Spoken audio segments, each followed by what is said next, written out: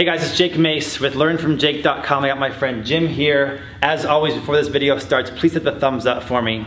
Subscribe to my channel, hit the bell button, turn on the notifications. Somebody out there in YouTube land has a bot that has been spamming all my recent videos with dislikes. So a video will have 1,000 dislikes in a minute because one person has a bot that dislikes it like 1,000 times. So I need all my fans out there who love the videos to hit thumbs up so that we keep these videos positive and people out there can find real traditional Chinese martial arts. In today's class, we were talking about range and how the forms that we train have techniques that we apply to the fight, but then they also have principles that can be applied to the fight. So one principle is range. There's 6 ranges we were talking about tonight. One is from this far away. And I want you guys right now in the comments to put down there, what could I possibly hit Jim with from this far away? What are my options? Well, I think there's 2 options. One is I can turn and run away.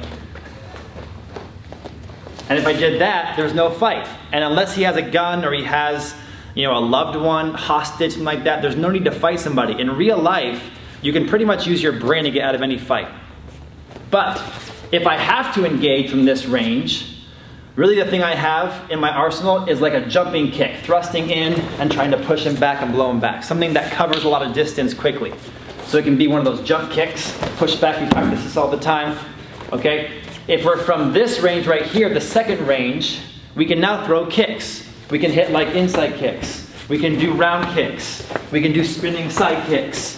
I often talk about how kicks are like the bows and arrows of martial arts, okay? The army can shoot the arrows from far away. The kicks can hit their target from far away. So kicks are range 2. If I move in a little bit closer, now I'm in range for punches. I can try to deflect or numb up the arms by hacking in with hammer fists and back fists and such. I can back fist. I can straight punch. I can hook and come in this way. I can do uppercuts. I can do mantis hands. I can rake with tiger palms. I can do crane flicks. I have my third range, which is all upper body arm strikes. But the camera comes in closer, you'll see how the fourth range gets me in even closer. In here, I have elbows and knees. So if you find yourself in a fight inside of the leg and arm range, you now can start throwing your elbows, uppercuts, coming across. You can do little numbing moves to the body. Today's lesson was how to throw little hidden strikes that the audience won't see, but your opponent will feel. Okay, little tiny pops. We have little tiny knees, faking up top, knee to the groin. Okay, knees can come in from the ribs, from the side. They can come up from underneath. They can go to low parts of the body, like the groin. Knees and elbows are our fourth range. We get even closer, and before we start wrestling or grappling, there's one more range. This is range 5. It's the shoulders, the head. In my opinion, your head is a third arm, and it can be used to control your opponent, okay? You've got this arm, but you also have this arm. And one of the best fighters I've ever seen is Mike Tyson. You guys followed Mike Tyson when he was 20 years old. He was the king of the world in fighting, and he oftentimes would use that head. And he got in a lot of trouble for headbutting, but everybody was afraid of that head that was followed by those knockout strikes. So I would say when you're in this range, range 5 is shoulder bumps and headbutts, or head being used as an arm. And then of course the 6th range, you're gonna be engaged in grappling, whether you're trying to get inside position for ties, whatever else, whether you're trying to duck under and get in there for takedowns. Your 6th range is takedowns or actual grappling. Let me bring Jeremy in and show you guys a few drills you can do to work on a couple of these ranges. Okay, this drill is very simple, but it's one you can do every class, and especially if you're an instructor, I would encourage you to have your students do this every single class. This drill is so that the opponent learns how it feels to get hit and how it's not scary. Getting hit is kind of fun. And the attacker learns how to hit with the shoulder range and the elbow range. So first I'm gonna just have Jeremy right here. We're gonna have just a relaxed position. We're at that range 4 for elbows. Give him a little pop. Rotate a little quarter turn. Another pop, little quarter turn. Little pop, quarter turn. Little pop, and Jeremy's working on exhaling when he gets hit. Little pop, good. So Jeremy's learning it's okay to get hit. He's learning timing for his exhale, And I'm learning proper range for a nice elbow and how to use the elbow from my body. I heard that one.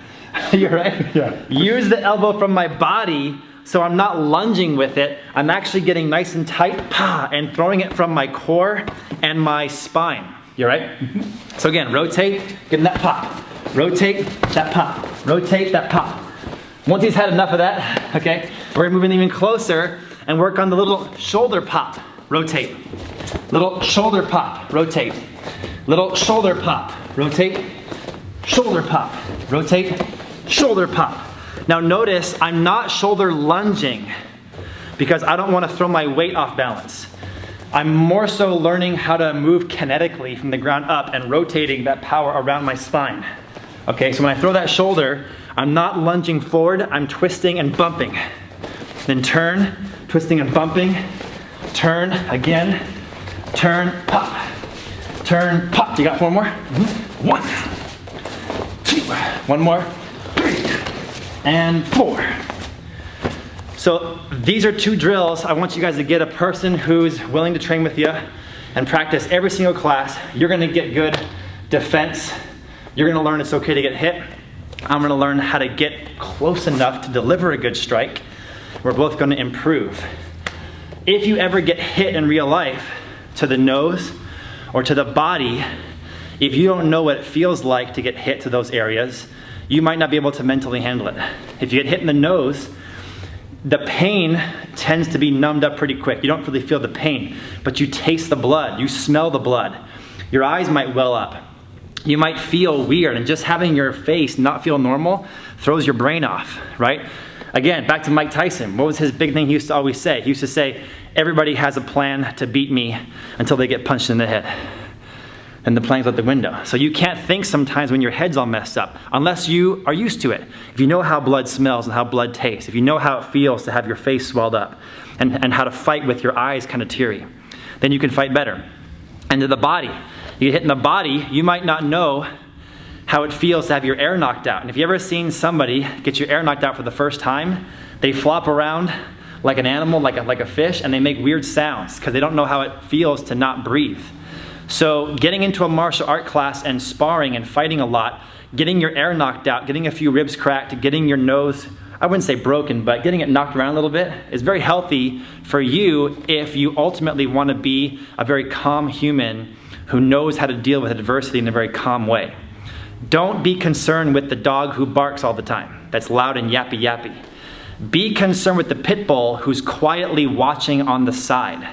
And the people who have sharpened their skills through real combat are as calm as hell just watching on the side. I'll see you guys back here next time.